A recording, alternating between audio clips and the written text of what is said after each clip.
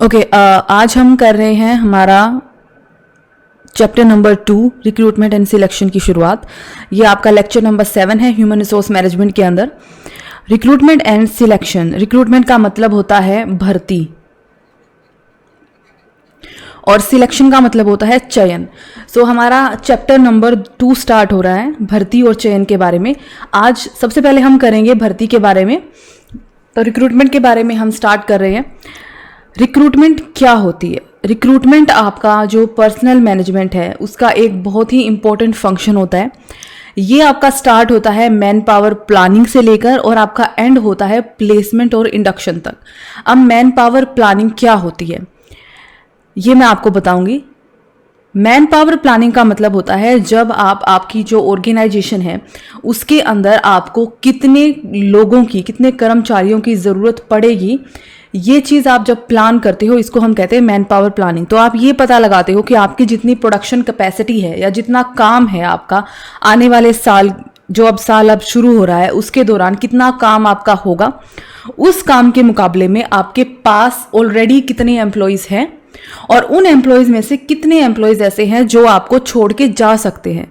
तो इस बेसिस पे कंपनीज, फर्म्स, ऑर्गेनाइजेशंस जो है इस बात का अंदाज़ा लगाती हैं कि उनको अगले आने वाले साल में, भविष्य में कितने और एम्प्लॉयज़ की ज़रूरत पड़ेगी। इसको हम कहते हैं मैन पावर प्लानिंग, जिसमें हम ये भी देखते हैं कि हम जितने हमें मैन पावर की ज़रूरत है इसको हम अपने इंटरनल सोर्सेज से या आंतरिक जो स्रोत है उनसे, या जो एक्सटर्नल सोर्सेज है या जो बाहरी स्रोत है वहाँ से हम ले सकते हैं।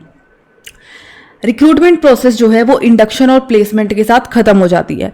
भर्ती प्रक्रिया, जब आपने जो एम्प्लॉयज़ आपने सिलेक्ट किए हैं अलग अलग तरीक़ों से, उनको आपने अपनी ऑर्गेनाइजेशन के अंदर जॉब दे दी, उनको प्लेस कर दिया, उनको उनका काम दे दिया, उनकी रिस्पॉन्सिबिलिटी समझा दी, उनकी अथॉरिटी डिसाइड कर दी, उनकी जो है रिस्पॉन्सिबिलिटी उनको बता दी, उस वक्त भर्ती प्रक्रिया आपकी ख़त्म हो जाती है।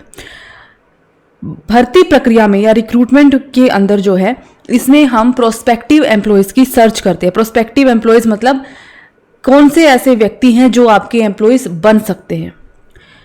ये एक पॉजिटिव प्रोसेस है। ये पॉजिटिव प्रोसेस क्यों है? क्योंकि भर्ती प्रक्रिया में या रिक्रूटमेंट के अंदर हम ये चाहते हैं, कोई भी ऑर्गेनाइजेशन जो है वो क्या करती है, ज़्यादा से ज़्यादा लोगों को वो अपनी तरफ आकर्षित करती है और ज़्यादा से ज़्यादा लोगों को वो ये एंकरेज करती है कि वो उनको मोटिवेट करती है कि वो अप्लाई करें उस जॉब के लिए। तो फॉर एग्जांपल मेरी एक ऑर्गेनाइजेशन है, मेरी एक कंपनी है। मेरे लिए रिक्रूटमेंट प्रोसेस का मतलब है कि मैं अपनी कंपनी में मान लीजिए जनरल मैनेजर की पोस्ट या अकाउंटेंट की पोस्ट खाली है, तो मैं उसके लिए अखबारों में, टीवी में, कहीं भी एडवर्टीजमेंट दूंगी, एडवर्टाइज करूंगी, उसको इश्तेहार दूंगी और मैं लोगों को ज़्यादा से ज़्यादा उनको एनकरेज करूंगी, उनको प्रभावित करूंगी कि वो जो है अप्लाई करें। क्योंकि जितने नंबर ऑफ जो लोग हैं वो अप्लाई करेंगे मेरी जॉब के लिए, उतने ज़्यादा मेरे पास पूल ऑफ प्रोस्पेक्टिव एम्प्लॉयज़ बनेगा। मतलब उतने ज़्यादा लोग मेरे पास का जो सीवी कहते हैं जिसको, वो जो है इकट्ठा होगा, जिसमें से मैं बेस्ट से बेस्ट लोग चुन सकती हूँ अपनी ऑर्गेनाइजेशन में लगाने के लिए। तो इसलिए हम इसको पॉजिटिव प्रोसेस करते हैं। इसके साथ मैं आपको एक और पॉइंट बता दूं कि जो सिलेक्शन प्रोसेस है, जो रिक्रूटमेंट के साथ ही आप पढ़ रहे हो, रिक्रूटमेंट एंड सिलेक्शन, रिक्रूटमेंट का नेक्स्ट स्टेप होता है सिलेक्शन या चयन।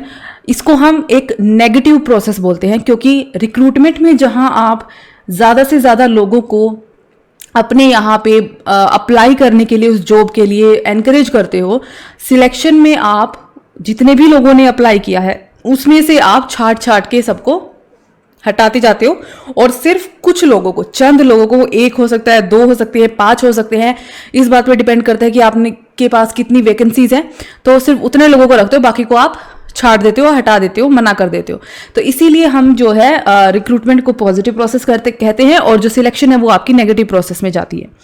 अब एक बहुत इंपॉर्टेंट डेफिनेशन है जो मैं चाहती हूँ आप जिसको समझें और पढ़ें, जो ये बताती है कि एक्चुअल में रिक्रूटमेंट होती क्या है। ये आपकी बुक में नहीं है तो आप इस चीज़ को नोट डाउन कर लें।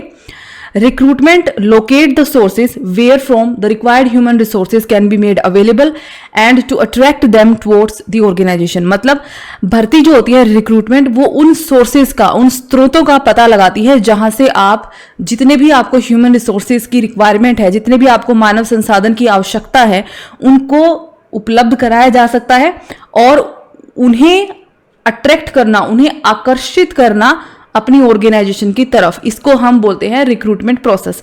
तो इसमें हमने दो चीजें पढ़ी है। पहली चीज तो आप सोर्सेज को लोकेट करते हो, यानी जो आपके स्रोत हैं जहां से आप लोगों को अपने यहाँ पे अप्लाई करने के लिए आकर्षित कर सकते हो, उन स्रोतों को आप पहचानते हो कि कहाँ कहाँ से हम, कौन कौन से ऐसे सोर्स हो सकते हैं जहां से मुझे प्रोस्पेक्टिव एम्प्लॉयज मिल सकते हैं।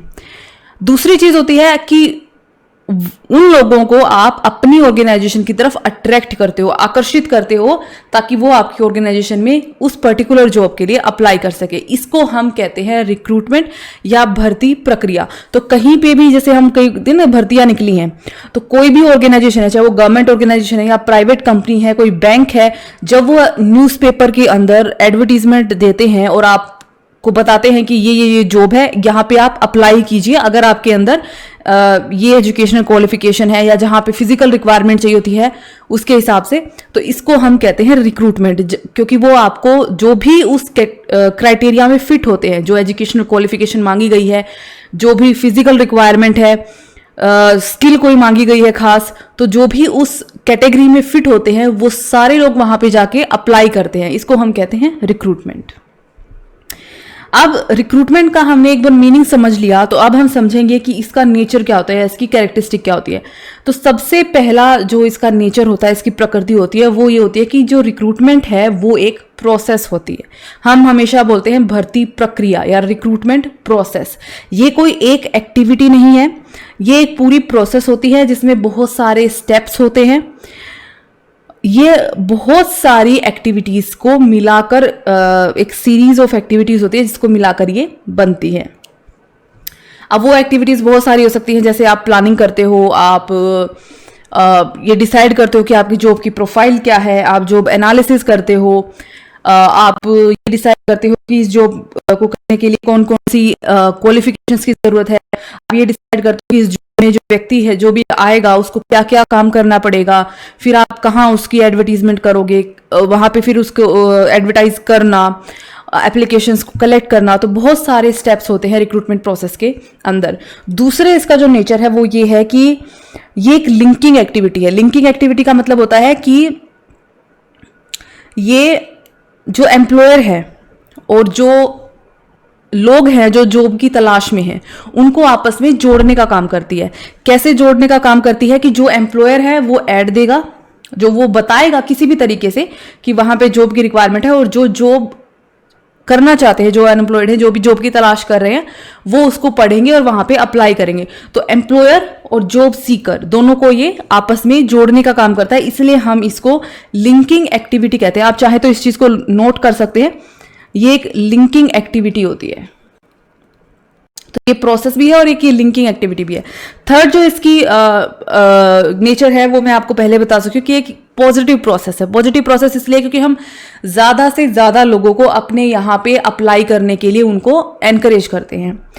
नेक्स्ट है कि इसका जो बेसिक पर्पस होता है वो होता है कि आपको उन सोर्सेज का, उन स्रोतों का पता लगाना होता है जहां से आप अपनी जो रिक्वायरमेंट है, आपकी कंपनी की जो रिक्वायरमेंट है, जो जॉब की रिक्वायरमेंट है, जो बेस्ट पॉसिबल एम्प्लॉय आपका हो सकता है, उसको आप अट्रैक्ट करें और वो आपकी तरफ आए। तो ये उन सोर्सेज का, उन स्रोतों का पता लगाती है। नेक्स्ट है कि ये पॉसिबल करती है कि जिस टाइप के और जिस नेचर के एम्प्लॉयज की आपको जरूरत है अपनी जॉब के लिए, उस टाइप का एम्प्लॉय आपको मिल जाए। फॉर एग्जाम्पल, मुझे अपने लिए एक अकाउंटेंट की ज़रूरत है और अकाउंटेंट ने मान लीजिए सीए किया होना चाहिए, पर्सनैलिटी अच्छी होनी चाहिए, कम्युनिकेशन स्किल्स बहुत अच्छी होनी चाहिए। ये सारी रिक्वायरमेंट है मेरे लिए कि मेरी कंपनी का जो अकाउंटेंट होगा वो ऐसा होना चाहिए। तो अब मैं ऐड दूंगी, उसमें ये सारी चीज़ें लिखूंगी, लोग इसको पढ़ेंगे, जो उन क्वालिफिकेशंस में फिट आते हैं वो सारे लोग अप्लाई करेंगे। तो मेरे पास जो बेस्ट लोग हैं जो बेस्ट फिट है उस पर्टिकुलर जॉब के लिए, वो सभी लोग अप्लाई करेंगे। फिर उनमें से मैं जो सबसे बेहतर होगा अपनी तरीके से मैं सिलेक्ट करके उसको अपनी कंपनी में जगह दूंगी। नेक्स्ट है कि ये जो है एक परवेसिव फंक्शन है। परवेसिव फंक्शन का मतलब होता है कि हर तरह की ऑर्गेनाइजेशन में ये जो है कामयाब है, हर तरह की ऑर्गेनाइजेशन में ये लागू होता है, चाहे वो गवर्नमेंट ऑर्गेनाइजेशन हो, चाहे वो प्राइवेट ऑर्गेनाइजेशन हो, चाहे वो बैंक हो, कोई एक ऑर्गेनाइजेशन का कोई भी लेवल हो, हर जगह पे आपको भर्ती करने की जरूरत पड़ती है, क्योंकि आपको ऑब्वियस सी बात है वहां पे लोगों को जॉब्स पे लगाना होता है, तो आपको बुलाने भी पड़ेंगे लोग कि लोग आपके पास अप्लाई करें। तो भर्ती जो है ये ऑल परवेसिव है हर जगह। हालांकि इसका जो वॉल्यूम है, इसका जो कह सकते हैं हम कि किस मात्रा में आप भर्ती कर रहे हो या इसका नेचर क्या है, उसमें डिफरेंस हो सकता है। कुछ लोग बहुत ही कम लोगों को बुलाते हैं, मतलब कुछ जॉब ऐसी होती हैं जिसकी क्वालिफिकेशंस इतनी ज़्यादा वो होती हैं, क्या कहते हैं उसको, इतनी बहुत ही मतलब हाई लेवल की होती हैं, बहुत ज़्यादा स्किल की, कोई खास स्किल ही चाहिए उस चीज़ को करने के लिए जो ज़्यादा लोगों में नहीं होती। तो वॉल्यूम अलग अलग हो सकता है, पर रिक्रूटमेंट जो है वो हर ऑर्गेनाइजेशन में आपकी हम उसको करते हैं। नेक्स्ट है कि ये एक टू वे प्रोसेस है। टू वे प्रोसेस ऐसा है कि इसमें एक रिक्रूटर होना चाहिए और एक रिक्रूटी होना चाहिए। रिक्रूटर वो पर्सन होता है जो रिक्रूट करता है, यानी जो बुलाता है लोगों को अपने यहाँ पे अप्लाई करने के लिए, और रिक्रूटी वो होता है जो रिक्रूट होने के लिए जाता है, जो अप्लाई करता है उस जॉब के लिए। तो यहाँ पे उन दोनों लोगों का होना बहुत जरूरी है। अगर सिर्फ कोई एक पर्सन होगा उसकी वजह से उससे रिक्रूटमेंट नहीं हो सकती। अब मान के चलो मैंने किसी जॉब के, अकाउंटेंट की जॉब के लिए मान लीजिए एडवर्टीजमेंट निकाल दी, कोई है ही नहीं उसके लिए अप्लाई करने वाला, तो ये रिक्रूटमेंट प्रोसेस तो पॉसिबल हो ही नहीं सकती। ठीक है, अगर मान लीजिए बहुत सारे लोग हैं जो अकाउंटेंट की जॉब के लिए अप्लाई करना चाहते हैं, पर वो रिक्रूटर ही नहीं है, वो पर्सन ही नहीं है जो जॉब निकाले, उसकी भर्ती करे, तो भी रिक्रूटमेंट पॉसिबल नहीं है। नेक्स्ट है कि ये एक बहुत ही कॉम्प्लेक्स जॉब है रिक्रूटमेंट के अंदर, क्योंकि इसको बहुत सारे फैक्टर्स अफेक्ट करते हैं। बहुत सारी चीजें ऐसी होती हैं जो आपकी रिक्रूटमेंट प्रोसेस के ऊपर प्रभाव डालती है। जैसे आपकी फर्म की इमेज क्या है, छवि क्या है आपकी ऑर्गेनाइजेशन की, आप कितना जो है ज़्यादा आप जॉब के लिए ऑफर कर सकते हैं, कितनी सैलरी आप दे सकते हैं, कितने इंसेंटिव आप दे सकते हैं, आपकी ऑर्गेनाइजेशन की ग्रोथ रेट कितनी है। तो ये बहुत सारी चीज़ें हैं जो इस बात को प्रभावित करती हैं कि आपकी रिक्रूटमेंट प्रोसेस सक्सेसफुल होगी या फिर नहीं होगी। तो ये कुछ नेचर है, ये कुछ हमने पॉइंट्स पढ़े इसकी कैरेक्टरिस्टिक्स के रिक्रूटमेंट के। अब मैं पर्पस पे जाने से पहले एक चीज़ है, मैं आपको वो बताना चाहती हूँ। आप इस चीज़ को नोट कर लें क्योंकि आपको ये बुक में नहीं मिलेगी। रिक्रूटमेंट की कुछ नीड्स होती हैं।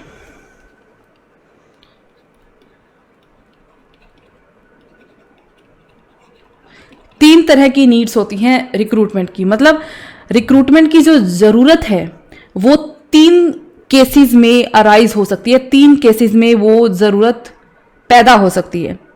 पहला होता है आपका प्लान्ड रिक्रूटमेंट।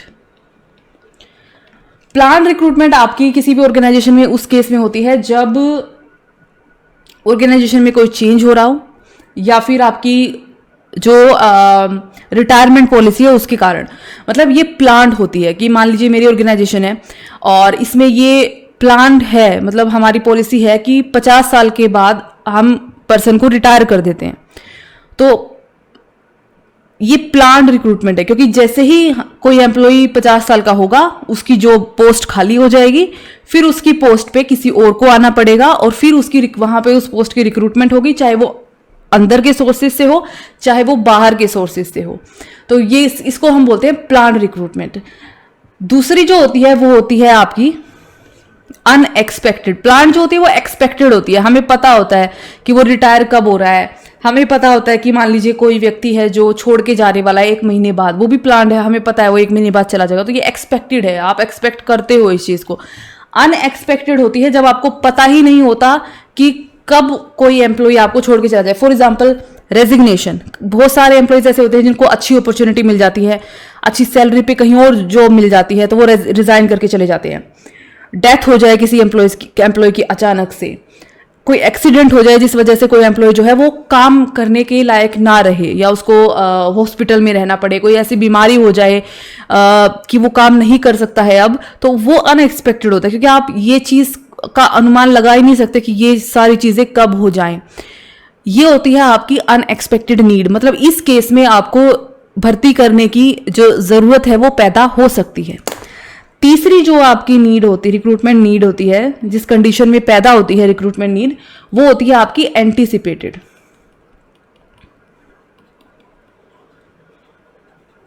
एंटीसिपेटेड वो होती है, ना ही तो ये प्लान्ड होती है और ना ही ये अनएक्सपेक्टेड होती है। एंटीसिपेटेड नीड वो नीड होती है जिसका कंपनी जो है उसको पता नहीं होता, पर कोई भी ऑर्गेनाइजेशन एंटीसिपेटेड नीड का जो है वो पता लगा सकती है। कैसे पता लगा सकती है? आपका इंटरनल और आपका एक्सटर्नल जो एनवायरनमेंट है उसकी आप थोड़ी सी जानकारी रखें, अगर आप थोड़ी सी रिसर्च करें तो उससे आप पता लगा सकते हैं। फॉर एग्जांपल, किसी कंपनी को मान लीजिए कोई एक बहुत बड़ी कंपनी आपके कंपटीशन में आ रही है। मेरी एक ऑर्गेनाइजेशन है, कोई बहुत बड़ी ऑर्गेनाइजेशन जो है मेरे कंपटीशन में आके खड़ी हो गई है। मुझे मालूम है कि इसको भी हम अकाउंटेंट लेके चल रहे हैं, एग्जाम्पल के तौर पे अकाउंटेंट की ज़रूरत पड़ेगी, और ये इतनी बड़ी फर्म है, मान लीजिए कोई एमएनसी है, कि ये मुझसे तो 4, 5, 6, 10 गुना ज़्यादा अच्छी सैलरी दे सकती है। तो मैं इस चीज़ का एंटिसिपेट कर सकती हूँ कि हाँ, ये अंदाज़ा मुझे हो जाएगा कि हाँ भाई, हम ये लोग जो हैं, अगर मेरे पास बहुत अच्छे टैलेंटेड अकाउंटेंट काम करें, कि हाँ ये वहाँ पे जा सकते हैं। या फिर मान लीजिए कोई और रीज़न होता है, मान लीजिए आपका फर्म है, ऑर्गेनाइजेशन है, वहाँ पे 2 एम्प्लॉयज़ के बीच में या किसी एम्प्लॉय से आपका इतना झगड़ा हो रहा है, इतनी तनातनी हो रही है कि आप उस चीज़ को एंटिसिपेट कर सकते हैं, अंदाज़ा लगा सकते हैं कि अब ये एम्प्लॉय इस ऑर्गेनाइजेशन में काम नहीं करने वाला, ये तो छोड़ के जाएगा ही जाएगा, आज जाए चाहे कल जाए। तो ये होती है एंटीसिपेटेड नीड, कि जब आप ये पता लगा सकते हो आपके इंटरनल आंतरिक और जो बाहर एक्सटर्नल जो एनवायरनमेंट है उसको देख परख के कि हाँ भर्ती की हमें ज़रूरत पड़ सकती है। अब हम बढ़ते हैं आगे, हम करेंगे फैक्टर्स अफेक्टिंग रिक्रूटमेंट। ऐसे कौन कौन से तत्व हैं, ऐसे कौन कौन से फैक्टर हैं जो रिक्रूटमेंट को प्रभावित करते हैं, भर्ती को प्रभावित करते हैं। सबसे पहला होता है आपका साइज ऑफ ऑर्गेनाइजेशन। ऑर्गेनाइजेशन का जो साइज है ये बहुत ज़्यादा इम्पैक्ट डालता है, फर्क मतलब डालता है इस चीज़ के ऊपर कि आपका जो रिक्रूटमेंट का वॉल्यूम है वो कितना होगा। अगर एक बहुत बड़ी ऑर्गेनाइजेशन है जिसका साइज बहुत बड़ा है, बहुत बड़ा बिजनेस है जिसका, तो वहाँ जो रिक्रूटमेंट होगी वो बहुत बड़े क्वांटिटी के अंदर होगी, क्योंकि बहुत बड़ी, जैसे आपको पता है एमएनसीज होती है, मल्टीनेशनल कंपनीज जो होती हैं, वो एजुकेशनल इंस्टीट्यूट में, बड़े बड़े इंस्टीट्यूट में, आईआईएम में, आईआईटी में, वहाँ जाती है। सैकड़ों की संख्या में वहाँ पे जो फ्रेश निकल के आते हैं लोग, ग्रेजुएट होते हैं, उनको रिक्रूट करती है सैकड़ों की संख्या में। लेकिन अगर मान लीजिए किसी ऑर्गेनाइजेशन का साइज छोटा है तो वहाँ पे कम लोगों की जरूरत पड़ेगी, कम कर्मचारियों की जरूरत पड़ेगी। वो अपने हिसाब से फिर 2 ही चाहिए उसको, 5 ही चाहिए उसको। या मान लीजिए कोई लोकल फर्म है, मान लीजिए भिवानी में कोई फर्म है और उसको रिक्रूटमेंट करनी है, तो वो ज़्यादा से ज़्यादा कितनी रिक्रूटमेंट कहाँ तक के लोगों तक पहुंच रखती है? भिवानी के आसपास के ज़्यादा से ज़्यादा, उससे बड़े ज़्यादा में तो वो जो है रिक्रूटमेंट नहीं कर सकती है। तो ऑर्गेनाइजेशन का साइज बहुत ज़्यादा प्रभावित करता है इस चीज़ को कि आपका जो रिक्रूटमेंट है उसका वॉल्यूम क्या रहेगा। फिर हमारी जो ऑर्गेनाइजेशन की पॉलिसी है, जो हमारे इंटरनल कैंडिडेट हैं, यानी जो हमारे आंतरिक उम्मीदवार हैं, हमारे ऑर्गेनाइजेशन में जो लोग काम करते हैं पहले से, उनके प्रति हमारी क्या पॉलिसी है, ये भी डिसाइड करती है कि हमारी जो रिक्रूटमेंट पॉलिसी है वो क्या रहेगी। फॉर एग्जाम्पल, एक सीनियर मैनेजर की पोस्ट खाली हो गई है, चाहे तो वो पर्सन जो है रिटायर हो गया, चाहे वो जॉब छोड़ के चला गया, कोई भी वजह से सीनियर मैनेजर की पोस्ट खाली हो गई है। अगर ऑर्गेनाइजेशन की पॉलिसी ये है कि हमें फ्रेश ब्लड चाहिए, नया खून चाहिए, हमें कोई ऐसा बंदा चाहिए जो न्यू टेक्नोलॉजी जानता हो, बाहर से हम जवान लोगों को लेके आएंगे, तो मेरा ऑर्गेनाइजेशन का जो फोकस रहेगा वो इस बात पे रहेगा कि हम बाहर जाते हैं, एजुकेशनल इंस्टीट्यूट्स हैं, बहुत बड़े बड़े हैं, कहीं बाहर से हम जो है बुलाते हैं लोगों को अपने यहाँ पे इंटरव्यू देने के लिए या टेस्ट देने के लिए। लेकिन अगर मान लीजिए ऑर्गेनाइजेशन की पॉलिसी ये है कि नहीं, हमारे यहाँ पे जो लोग काम कर रहे हैं उनको ही प्रमोट करके हमें आगे बढ़ाना है। अगर हमारी ये पॉलिसी है इंटरनल कैंडिडेट्स के प्रति, तो हम क्या करेंगे, हम बाहर नहीं जाएंगे रिक्रूटमेंट के लिए, हम अपने ऑर्गेनाइजेशन में ही जो लोग काम कर रहे हैं उसमें से किसी काबिल पर्सन को उस पोस्ट के ऊपर पोस्ट के लिए जो है भर्ती करेंगे अपने ही अंदर के लोगों में से। नेक्स्ट, ऑर्गेनाइजेशन की जो लोकल कैंडिडेट्स के प्रति या जो स्थानीय उम्मीदवार है उनके प्रति क्या पॉलिसी है, क्या नीति है। फॉर एग्जाम्पल, हरियाणा में जब रिक्रूटमेंट होती है गवर्नमेंट सेक्टर में खासकर, तो हरियाणा के जो कैंडिडेट्स हैं, जो लोग अप्लाई करते हैं उस जॉब के लिए, उनको प्रेफरेंस दी जाती है, उनको वरीयता दी जाती है। किसी ऑर्गेनाइजेशन की अगर ये नीति है कि हमें कोई फर्क नहीं पड़ता कि हमारे यहाँ पे जो भी अप्लाई कर रहा है इस जॉब के लिए वो हमारे राज्य से है या सैकड़ों हजारों किलोमीटर दूर किसी और राज्य से है, बस वो टैलेंटेड होना चाहिए, उसके अंदर सारी स्किल होनी चाहिए, सारी क्वालिफिकेशन होनी चाहिए, और हमें एक बहुत ही मतलब एक बेस्ट क्वालिटी का हमें एम्प्लॉय चाहिए, चाहे वो कहीं से भी हो। तो ऑर्गेनाइजेशन क्या करेगी, अपनी रिक्रूटमेंट उस वॉल्यूम पे करेगी, मतलब पूरे देश में से रिक्रूटमेंट करेगी, पूरे देश के लोगों को वो बुलाएगी कि हमारे यहाँ पे जॉब के लिए अप्लाई कीजिए। लेकिन अगर किसी ऑर्गेनाइजेशन की नीति ये है कि नहीं, हमारे जो लोकल कैंडिडेट्स हैं हमें उनको प्राथमिकता देनी है, हमें उनको बुलाना है, उनके लिए हमें जॉब पैदा करनी है, तो फिर वो क्या करेगी, अपने जो लोकल है, जैसे अपना जो स्टेट है या अपना जो डिस्ट्रिक्ट है, सिर्फ वहीं से लोगों की भर्ती करेगी, वहीं से लोगों को बुलाएगी कि आप आइए और हमारे जॉब के लिए अप्लाई कीजिए, और फिर उन्हीं को वो प्रेफरेंस देगी, प्राथमिकता देगी सिलेक्शन में। एक होते हैं आप हर ऑर्गेनाइजेशन में एक ट्रेड यूनियन होती है कंपनीज के अंदर, तो ट्रेड यूनियंस का क्या प्रभाव होता है एक फर्म में, ये भी बहुत प्रभावित करते हैं। क्योंकि ट्रेड यूनियंस का क्या मकसद होता है, अगर कोई बड़ी पोस्ट खाली हो रही है तो ट्रेड यूनियन ये कहती हैं कि आप बाहर से मत लेके आइए किसी को, हमारे अंदर से ही, हमारे बीच में से, कि हमें हक है उस पोस्ट पे जाने का, हम आपकी फर्म के लिए इतने सालों से काम कर रहे हैं। तो वो ट्रेड यूनियंस ये चाहती हैं कि उनके बीच में से ही किसी को उस पोस्ट के ऊपर रखा जाए। अगर ट्रेड यूनियंस का प्रभाव किसी फर्म में बहुत ज्यादा है तो फिर चांसेस यही हैं कि इंटरनल जो सोर्स है उससे ही रिक्रूटमेंट होगी। लेकिन अगर ट्रेड यूनियन का प्रभाव इतना ज्यादा नहीं है ऑर्गेनाइजेशन के ऊपर, तो फिर ऑर्गेनाइजेशन की अपनी नीति के ऊपर यह डिपेंड करता है कि वो बाहर से भर्ती करती है उस पोस्ट के लिए या अंदर से। गवर्नमेंट पॉलिसी जो है रिजर्वेशन के प्रति, क्योंकि हम बहुत सारी जॉब्स जो होती हैं वहां पे रिजर्वेशन दी जाती है अलग अलग कैटेगरीज को, सो रिजर्वेशन पॉलिसी क्या है गवर्नमेंट की, ये भी डिसाइड करता है कि रिक्रूटमेंट कैसे होगी। तो जितनी पोस्ट है उसका कोई एक सेट परसेंटेज होता है जो कुछ कैटेगरीज के लिए रिजर्व होता है, कुछ दूसरी कैटेगरीज के लिए रिजर्व होता है। तो जिस भी परसेंटेज में वो रिजर्वेशन है, फिर आप जो भर्ती करोगे फिर आप उसी कैटेगरी के हिसाब से जो है वहां पे उसी हिसाब से आप जो है लोगों को अपनी अपने अप्लाई करने के लिए जो है बुलाओगे, उसी तरीके से फिर आप भर्ती करोगे। अब आपकी ऑर्गेनाइजेशन है वो भर्ती करना चाहती है एम्प्लॉयज, मतलब लोगों को प्रोस्पेक्टिव एम्प्लॉयज हम कहेंगे, अभी एम्प्लॉयज बने नहीं है, बन सकते हैं, बनने की वो क्षमता रखते हैं, तो प्रोस्पेक्टिव एम्प्लॉयज, तो उनको आप लोगों को आप बुलाओगे, एप्लीकेंट्स को, अभी हमारे यहाँ पे अप्लाई कीजिए। लेकिन अगर आपकी ऑर्गेनाइजेशन का प्रोडक्शन या एक्सपेंशन बहुत ज्यादा होने वाला है भविष्य में, तो आप बहुत ज्यादा मात्रा में भर्ती करोगे। लेकिन अगर आपकी ऑर्गेनाइजेशन का प्रोडक्शन बहुत कम है, एक्सपेंशन के चांस, एक्सपेंशन मतलब कि आपकी ऑर्गेनाइजेशन और ज्यादा फैले, मतलब और ज्यादा प्रोडक्शन हो, और ज्यादा जगहों पर उसकी शाखाएं बने, तो अगर उसका एक्सपेंशन उतना नहीं है, कम है, या और भी कम होने के चांस है आगे, तो आप उसी तरीके से अपनी भर्ती को छोटा रखोगे या फिर करोगे ही नहीं। तो ये भी चीज बहुत ही प्रभावित करती है।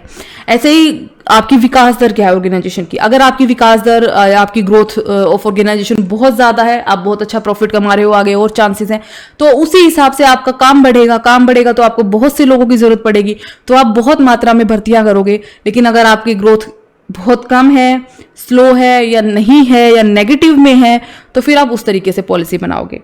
अब वर्किंग कंडीशन जो होती है किसी भी कंपनी की, भर्ती क्या होता है, भर्ती का क्या मतलब है, सोर्स पहचानना, लोगों को आकर्षित करना कि वो आपके यहाँ पे अप्लाई करे, इसी को भर्ती कहते हैं। वर्किंग कंडीशन, काम करने की स्थिति, अगर मान लीजिए मेरी एक संस्था है, मेरी कोई ऑर्गेनाइजेशन है, कोई कंपनी है और मैं पोस्ट निकालती हूँ, जॉब निकालती हूँ, अब ये मेरे बारे में प्रचलित है कि मेरे यहाँ पे काम करने की जो स्थिति है, जो वर्किंग कंडीशन है, वो बहुत खराब है, मतलब पंखा, लाइट, सफाई कुछ भी नहीं है, मतलब किसी भी चीज की व्यवस्था नहीं है, तो कितने लोग मेरी फर्म में अप्लाई करेंगे, आप सोच के देखिए। बहुत ही कम, मतलब वो ही लोग करेंगे जिनको जॉब की बहुत ज्यादा जरूरत है, भाई किसी भी कंडीशन में काम करा लो, बस हमें पैसे दे दो, हमें बहुत ज्यादा जरूरत है, सिर्फ वही लोग अप्लाई करेंगे। उस केस में बहुत ज्यादा टैलेंटेड, बहुत ज्यादा क्वालिफिकेशन वाले वो लोग तो भूल ही जाओ, वो तो आएंगे ही नहीं। तो वर्किंग कंडीशन भी बहुत ज्यादा प्रभावित करते हैं कि आपकी यहाँ पे भर्ती की क्या सिचुएशन रहेगी, क्या स्थिति रहेगी। इसी तरीके से प्रमोशनल अपॉर्चुनिटी होती है, क्योंकि अगर आप कहीं पे भी काम करने जाते हो, कहीं पे भी जॉब लेते हो, तो आपका एक दिमाग में एक मकसद होता है कि मुझे प्रमोशन चाहिए। आप हमेशा उसी जॉब पे अटके नहीं रहना चाहते, चाहे आप कहीं भी काम करने जाओ, आपका हमेशा ये रहता है कि हमें टाइम टू टाइम भी प्रमोशन तो हमें चाहिए ही होता है, आगे बढ़ना होता है।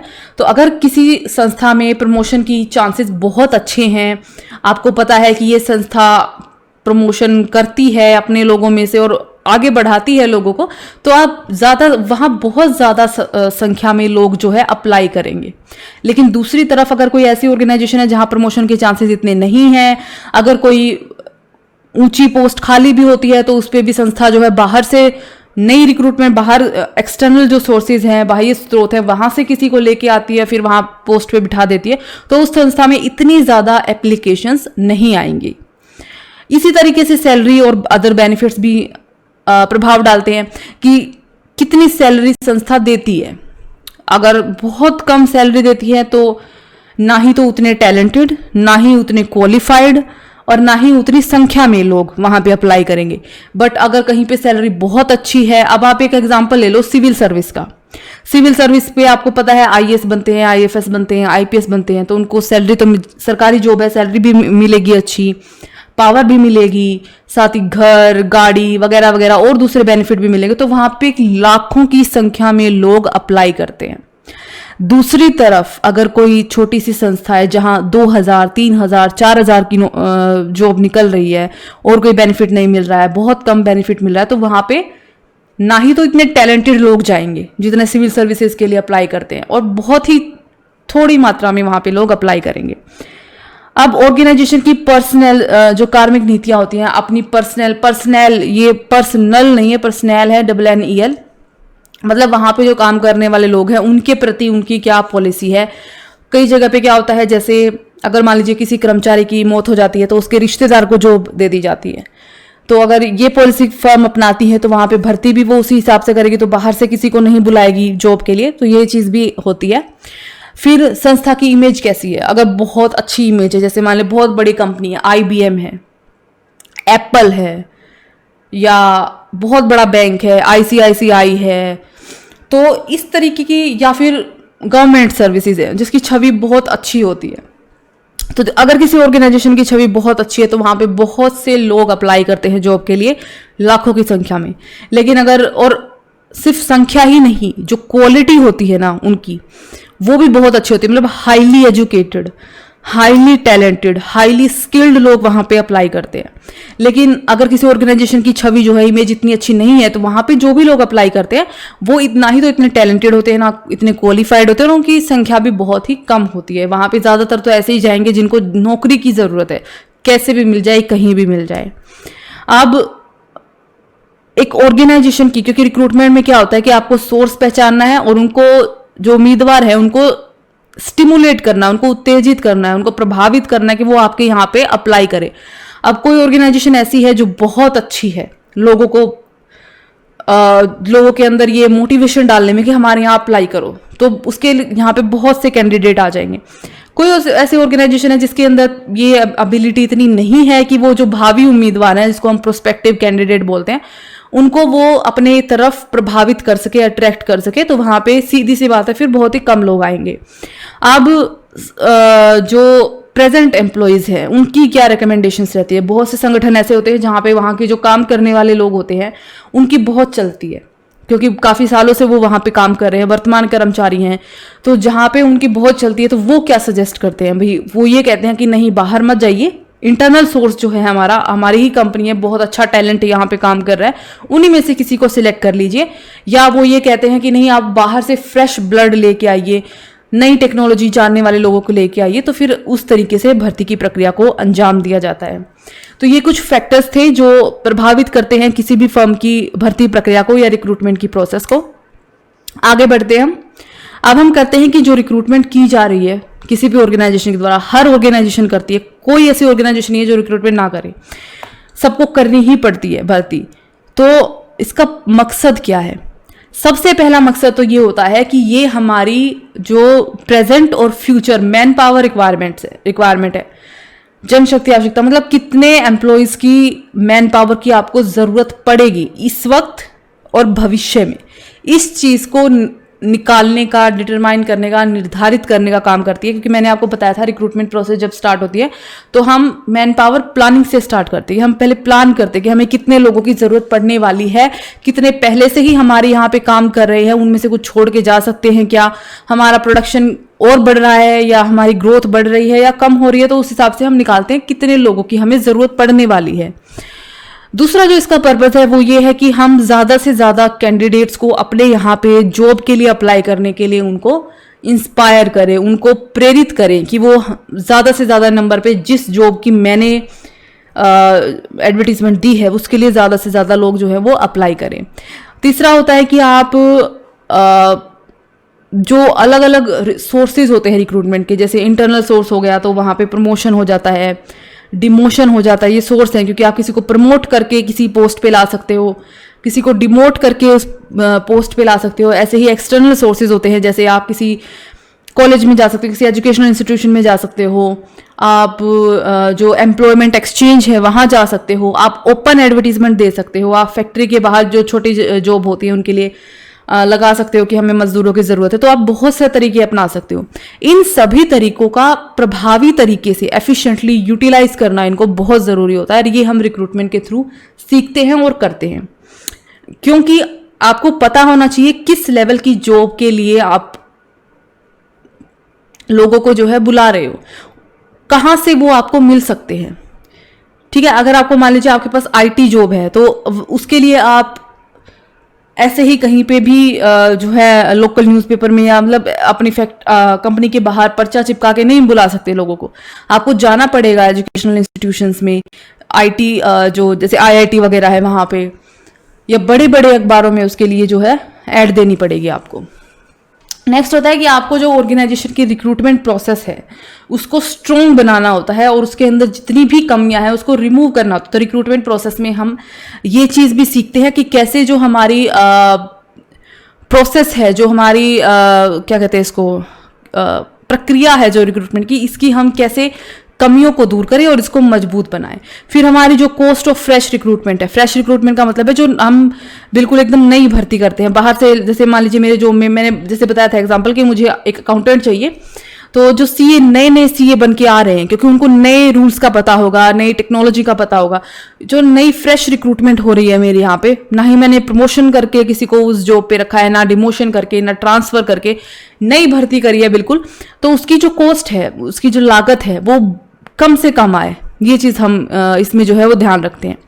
फिर है कि आपको एक पोटेंशियल कैंडिडेट्स का एक डेटाबेस बना के रखना होता है। डेटाबेस मतलब कि आपके यहाँ पे बहुत सारे लोग अप्लाई करेंगे, तो आपके पास सबके रिज्यूमे होंगे, सबके बारे में आपको पता है किसकी एजुकेशनल क्वालिफिकेशन कितनी है। अब उनमें से आप कुछ छांट के रख लोगे, ठीक है, कुछ को जॉब दे दोगे, पर मान लीजिए 6 महीने बाद मान लीजिए आपने 5 लोगों को अपने यहाँ पे जॉब पे रखा, तो उन 5 में से मान लो 2 लोग ऐसे थे जो इतने अच्छे, मतलब क्वालिफिकेशन उनकी अच्छी थी, टेस्ट में अच्छा किया, इंटरव्यू में अच्छा किया, बट एक्चुअल काम में वो इतने अच्छे नहीं थे। तो उस टाइम पे आप क्या करोगे? आप उनके साथ फंस के नहीं रह सकते। मान लीजिए आपको उनको निकालना पड़ गया किसी भी वजह से, या वो खुद ही छोड़ के चले गए, फिर आप क्या दोबारा से भर्ती करोगे? उसमें तो और खर्चा होगा आपका कंपनी का, दोबारा ऐड दो, दोबारा वो सारी प्रक्रिया करो। इससे अच्छा क्या है, जो कंपनी ने पिछली वाली जो भर्ती की थी जिसमें उसके पास बहुत सारी एप्लीकेशन आई थी, उसी में से और जो कैंडिडेट है बाकी के जिन्होंने और मतलब उसी लेवल का काम किया हुआ था, क्वालिफिकेशन बहुत अच्छी थी, उसमें से आप बुला लेंगे किसी को। तो आपके पास एक डेटाबेस तैयार हो जाता है जिसको आप यूज़ कर सकते हो। फिर उसके बाद है कि आपकी जो दूसरी जो रिक्रूटमेंट की एजेंसीज होती है, जैसे एम्प्लॉयमेंट एक्सचेंज है, कोई प्राइवेट फर्म है जो रिक्रूटमेंट कराने का काम करती है। आपने नौकरी आई थिंक naukri.com नाम की कोई वेबसाइट है, इस तरह की जो फर्म्स होती हैं जो लोगों को जॉब दिलाने का काम करती हैं, अलग अलग जगह की जो जॉब्स हैं उनके बारे में उनको इन्फॉर्म करती हैं, तो वहाँ पे आप उसके थ्रू अप्लाई कर सकते हो। उनसे बहुत अच्छे स्ट्रॉन्ग संबंध जो है वो बन जाते हैं, ताकि आपको वहाँ से फिर अच्छे से अच्छे आपको पता चलता है कि बाहर कैसा टैलेंट आ रहा है, कहाँ से आप रिक्रूट कर सकते हो। फिर आपको एक फीडबैक मिलता है, टाइमली फीडबैक, कि जो जॉब मार्केट है उसके अंदर कौन से नए ट्रेंड चल रहे हैं, किस टाइप का टैलेंट आ रहा है, लोग जो आ रहे हैं वो स्किल्ड हैं या नहीं है। तो इस तरह की आपको इंफॉर्मेशन मिलती है। फिर उसके बेसिस पे आप डिसाइड करते हो कि भाई मुझे भर्ती बाहर से करनी है या अपने अंदर से ही कर लूँ, कि बाहर इतना अच्छा टैलेंट नहीं है या बाहर बहुत अच्छा टैलेंट आ रहा है तो हम बाहर से कर लेंगे। तो ये कुछ हमारे रिक्रूटमेंट के पर्पस थे। आगे हम देखते हैं कि इसकी इम्पोर्टेंस क्या है, क्या इम्पोर्टेंस है इसकी। तो सबसे पहली इम्पोर्टेंस तो ये है कि सिलेक्शन प्रोसेस जो है उसकी सक्सेस रेट बहुत ज़्यादा बढ़ जाती है, क्योंकि आप अंडर क्वालिफाइड और ओवर क्वालिफाइड जो जॉब एप्लीकेंट्स हैं उनको रिड्यूस कर देते। देखो मैं समझाती हूँ। जब भी आप रिक्रूटमेंट करते हो, आपने ऐड दे दी, आपके पास एप्लीकेशंस आ गई, आपने उसमें साफ साफ लिखा होगा कि आपको कौन कौन सी क्वालिफिकेशंस चाहिए, ठीक है। अब अगर आपने साफ लिखा है उस ऐड में कि मुझे ये क्वालिफिकेशन चाहिए इस जॉब के लिए, तो मान लीजिए आपने लिखा है कि जैसे मान लीजिए टीचर की जॉब है तो नेट होना चाहिए, पीएचडी होनी चाहिए पोस्ट ग्रेजुएशन के साथ। तो जो लोग अप्लाई करेंगे वो पोस्ट ग्रेजुएट, नेट और पीएचडी ये तो होंगे ही होंगे, ठीक है। बाकियों को पता चल जाएगा कि नहीं भी, अगर मेरे पास नेट नहीं है तो मैं यहाँ अप्लाई नहीं कर सकता, क्योंकि नेट मिनिमम क्वालिफिकेशन है वैसे भी। तो इससे क्या होगा कि क्योंकि आपने पहले से ही सब कुछ साफ कर दिया कि किन क्वालिफिकेशंस की आपको जरूरत है, तो आपके पास वो लोग अप्लाई नहीं करेंगे जो उस जॉब के लिए क्वालिफाइड नहीं है, या जो लोग बहुत ओवर क्वालिफाइड है, मतलब पता नहीं उन्होंने कितनी डिग्रियां ले रखी हैं, कितनी उन्होंने ज़्यादा पढ़ाई कर रखी है, पर जो जॉब के लिए आप दे रहे हैं, ऐड दी है, उसके लिए उतनी ज़्यादा की भी ज़रूरत नहीं थी।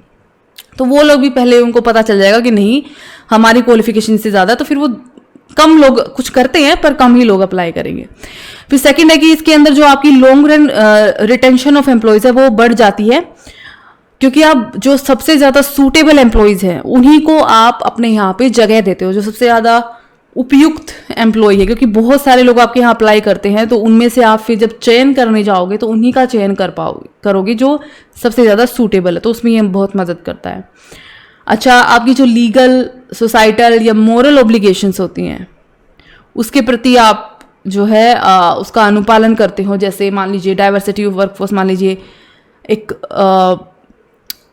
सामाजिक कोई मतलब ऐसा कोई नियम बन गया है, कोई दायित्व है आपका कि आपको अपने फर्म में महिलाओं को जगह देनी है या इस कैटेगरी को जगह देनी है, या मतलब इस तरीके की जो सामाजिक आपके दायित्व होते हैं वो आप अपनी रिक्रूटमेंट पॉलिसी में, जब आप पॉलिसी बना के चलोगे तो उन सब चीज़ों का आप ध्यान रखोगे।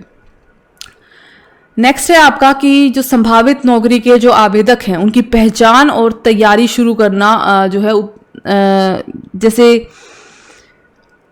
जो पोटेंशियल जॉब एप्लीकेंट हैं, जो एप्रोप्रिएट कैंडिडेट है, आप उनको आइडेंटिफाई करोगे और वही उन्हीं लोगों को आइडेंटिफाई कर पाओगे जो कि एप्रोप्रिएट है, मतलब जो सबसे ज़्यादा उपयुक्त है उस पर्टिकुलर जॉब के लिए। तो ये पॉइंट जो हमारा ऊपर वाला पॉइंट था कि मोस्ट सूटेबल कैंडिडेट्स आप सिलेक्ट कर सकते हो, पूल ऑफ एप्लीकेशंस में से ये उस पर आता है।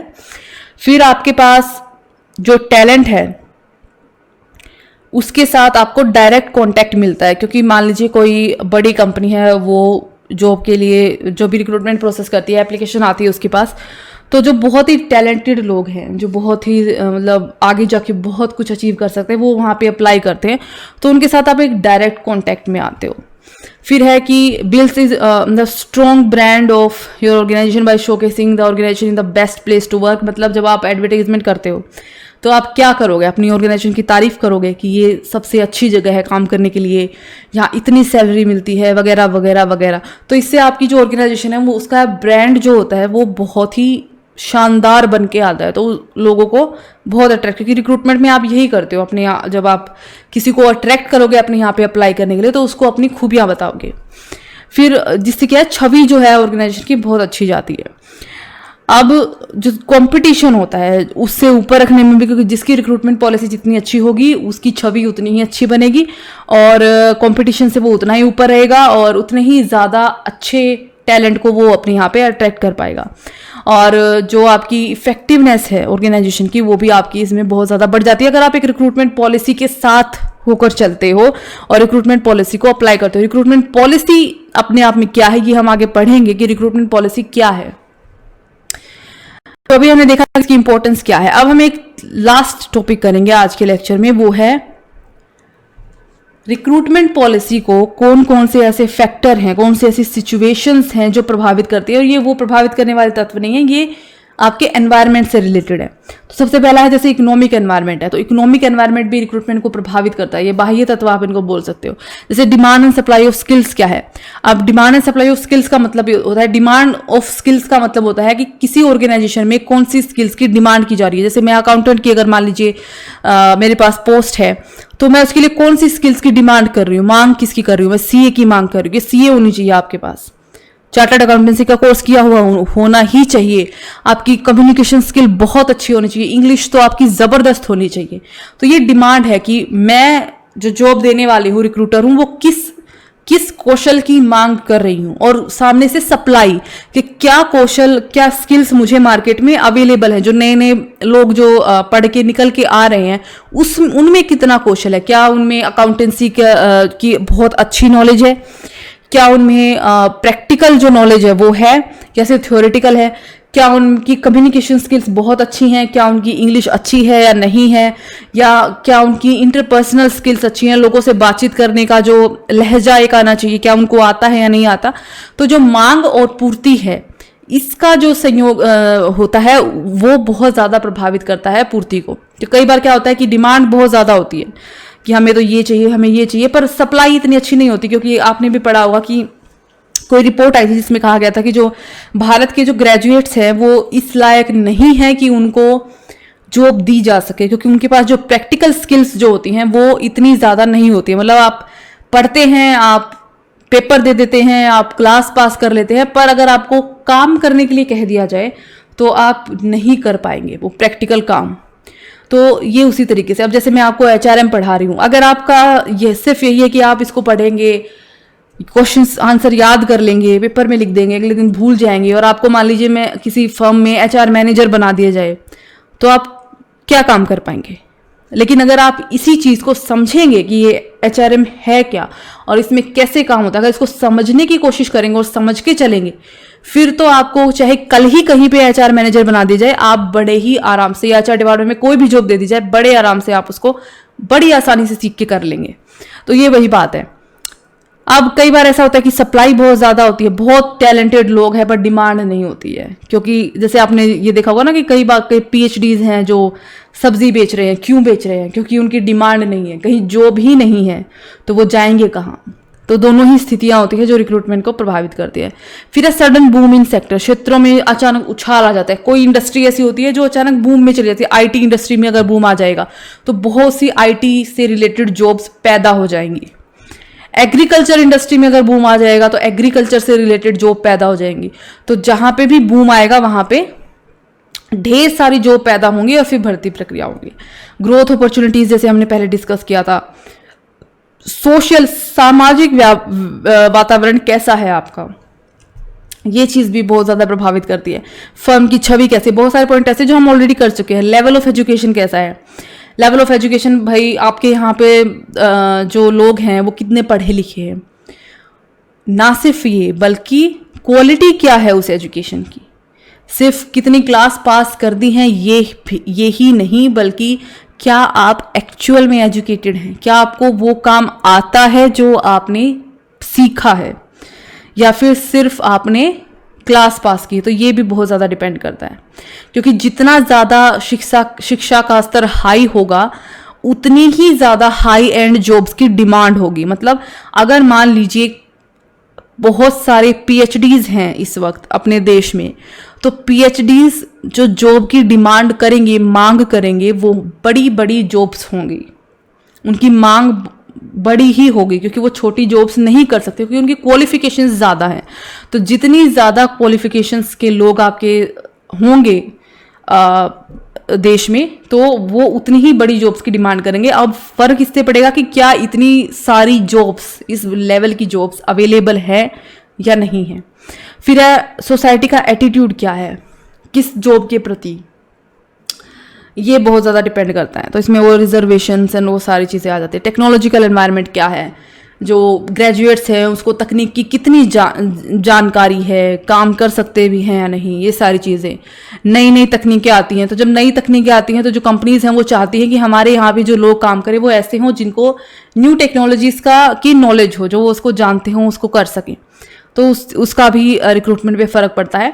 फिर क्रॉस फंक्शनल स्किल्स या पार कार्यात्मक कौशल। क्रॉस फंक्शनल स्किल्स होती हैं कि आपको सिर्फ अपनी फील्ड की ही नॉलेज ना हो, अपनी फील्ड की तो नॉलेज हो, पूरी नॉलेज हो, कुछ ना कुछ दूसरी फील्ड की भी नॉलेज हो, काम चलाओ। जैसे जो आईआईटी करके आते हैं, इंजीनियर्स होते हैं, तो अगर उनको सक्सेसफुल होना है अपने काम में, तो आपको पता है वो एमबीए भी करते हैं, क्योंकि उनको जो थोड़ी सी अगर फाइनेंस की नॉलेज होगी तो अपनी आईटी की नॉलेज और उस थोड़ी सी फाइनेंस की नॉलेज को मिला के वो बहुत ही अच्छा ग्रो कर सकते हैं बिजनेस, मतलब अपनी जॉब के अंदर। फिर आ जाता है आपका कि पॉलिटिकल एनवायरनमेंट किस टाइप का है। तो फिर सरकारी जो है, मतलब राजनीतिक एनवायरनमेंट क्या है, वो किस तरीके की सोच रखते हैं किसी इंडस्ट्री के प्रति, किसी जॉब के प्रति, उसका भी फर्क पड़ता है। अब मान लीजिए गवर्नमेंट जॉब्स है, मैं एक एग्जांपल दे रही हूँ आपको, बुक में शायद ना हो। गवर्नमेंट जॉब्स कई बार है बहुत ज़्यादा निकलती हैं, कई बार कई सालों तक निकलती ही नहीं है,